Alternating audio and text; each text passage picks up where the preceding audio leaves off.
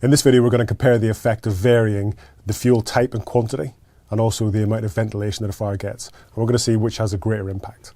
I'm going to illustrate it with this box, which is a scale model of a bungalow, and I can remove the front and the rear walls. To start with, we're going to have a fuel load, which is one tray of candles.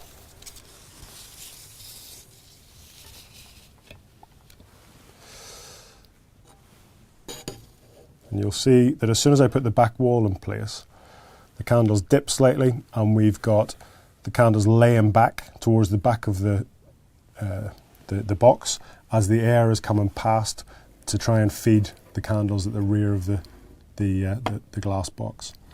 If I start closing down the amount of ventilation that that fire can get, then the candles will dip further, and the ones at the front will be laying flatter, and the ones at the rear are going to start struggling for oxygen.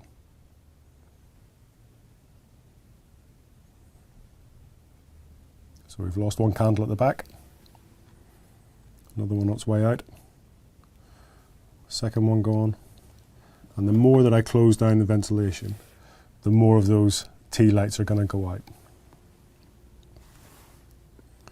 And if I close down the ventilation to about the size of a domestic door,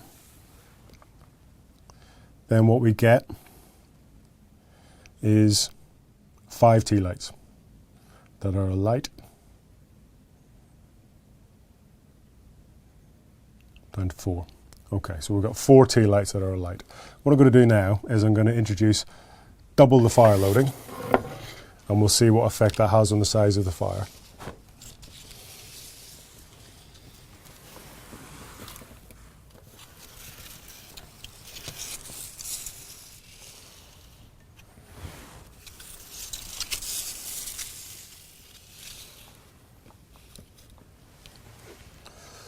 Okay, so twice as much fuel. As soon as I put the back wall in place, candles at the rear are going to struggle for oxygen, and they're going to start going out.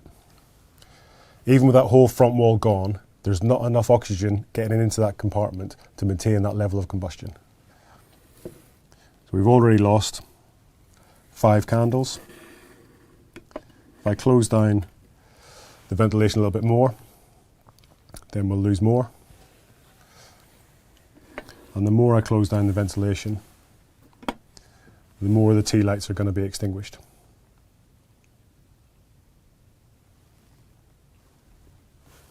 If I close it down to a similar size to it was before, so kind of a domestic door type size, then we're down to 4 tea lights alight.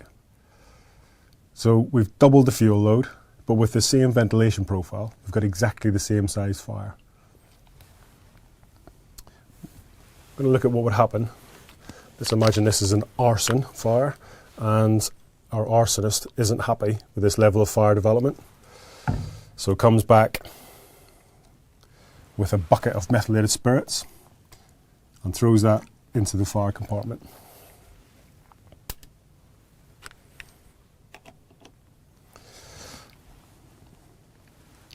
Now, you may or may not be able to see it, but we have got a little bit of meth still alight in the doorway.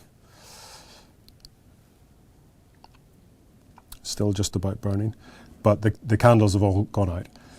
And the reason for that is that the quick flare-up of the methylated spirits has burnt up oxygen, and it's extinguished that fire.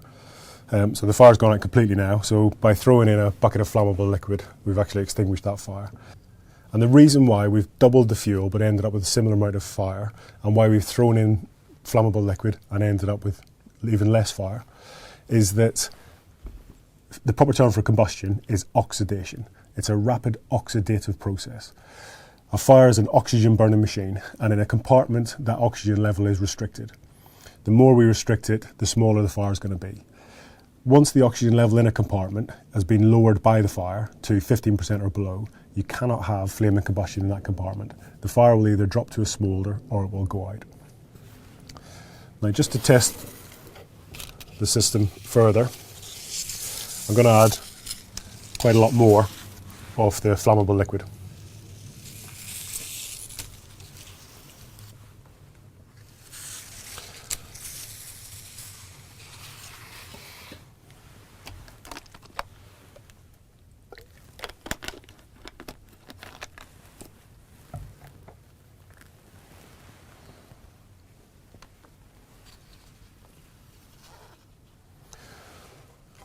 So for this situation, we've got one tray of candles, obviously, and a tray of methylated spirits.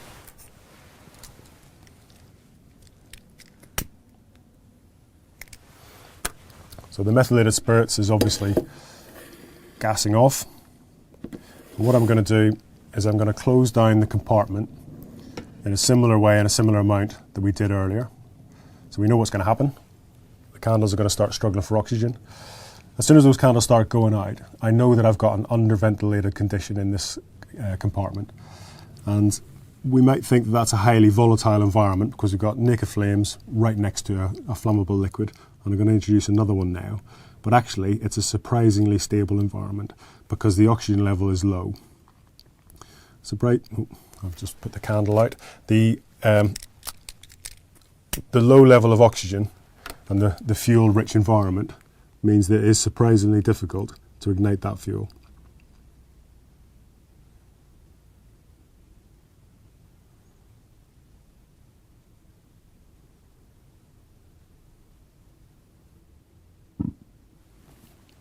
Okay, so the methylated spirits is ignited, it's flared up, burnt up lots of oxygen, extinguished all the tea lights. And it's burned up so much oxygen that the fire's gone out entirely. So if I just light that again,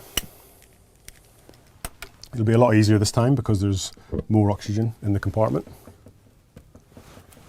But if we imagine now, again, that our homeowner has had a fire, they've run out, they've left the door open. And if the first thing we do when we arrive is to go to the other side of the property and open another door, then we're going to get more fire. If that causes the window to fail, at the front, let's say, then we get more fire. And the more windows and doors that either fail or get opened, the more fire we get. If we turn up and it looks like this, and the first thing we did was close some windows and doors, if that's an option that's available to us, then we're going to have a smaller fire. A smaller fire does less damage, causes less risk to us, less risk to the occupier. It also needs less water to extinguish it, so there's less water damage.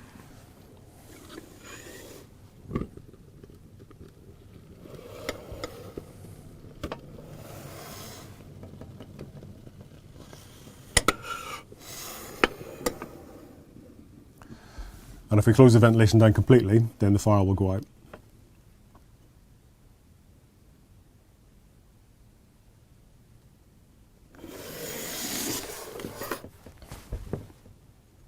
Okay, that's it.